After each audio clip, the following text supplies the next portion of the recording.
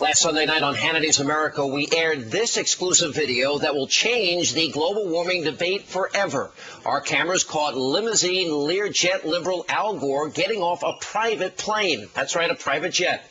Now, for over a year, the vanquished vice president has been lecturing Americans across the country about reducing their carbon footprint. However, well, it turns out his footprint might be the biggest of them all. So, has hypocrisy with Al Gore gotten out of hand? Joining us now is the author of The Politically Incorrect Guide to Global Warming, Chris Horner, and Democratic strategist, Fox News contributor Bob Beckel. Bob, I've been waiting all day. 20 times the amount of electricity as the average American in one of his 3 or 4 homes.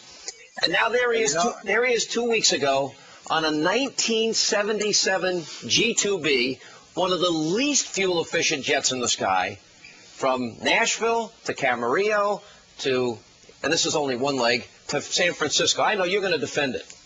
No, well, first of all, I'm wondering how you know so much about private jets. Have you ever been on one, Bob?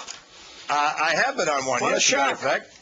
You offered to take me on one once, if you remember. I didn't get on it. I think I did, as a matter of fact. Listen, you know, first of all, to say this is going to change the global warming debate is a little bit strong, even for you. Secondly, I don't know what you expect this guy to do. You want him to ride a bicycle? And 3, I talked to his people today, just anticipating this, and you know, except for rare occasions, he gets on planes that are already chartered to go someplace. Oh, yeah.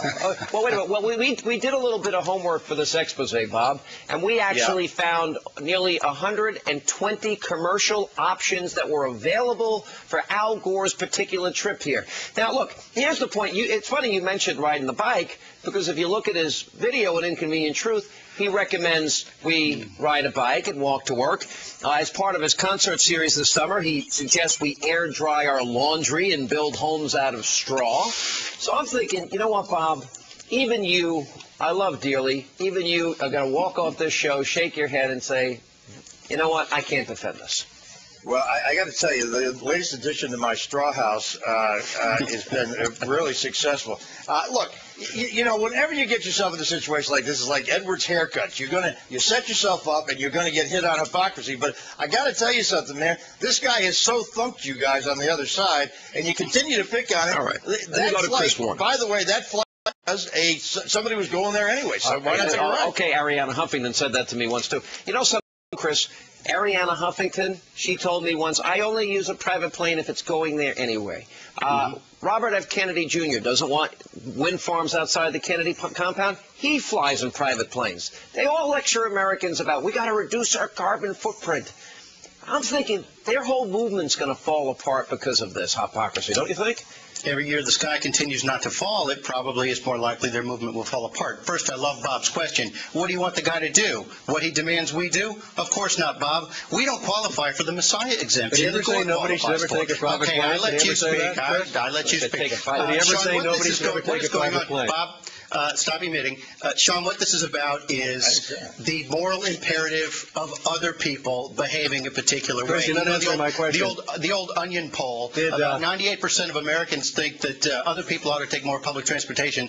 That applies to our environmental Does that include when you're flying overseas? Who clearly want us to behave in a way that they refuse to. Or that did they Al Gore set ever up a say scheme nobody should ever take a private plane? Can buy their way out of.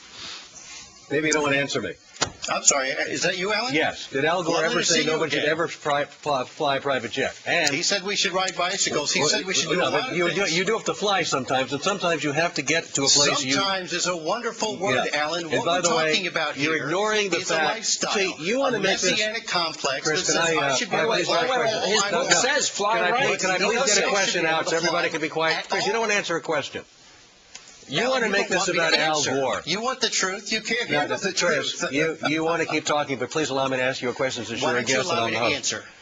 You want to make this about Al Gore. This is not about Al Gore. Alan, me? You want to make the debate about Al Gore. Please let me ask you a question. Chris, can I please ask you a question? It is about Al Gore. Chris, may I in and ask you a question? We're almost out of time. Let him finish. talking about Al Gore. This is about a global warming debate. You'd rather change the debate and make it personal and attack a guy without whom he wouldn't be having this debate. So you are totally misdirecting the entire conversation. If only people who didn't believe in global warming could take private jets, the 7 of them would put the industry out of business. We got to run.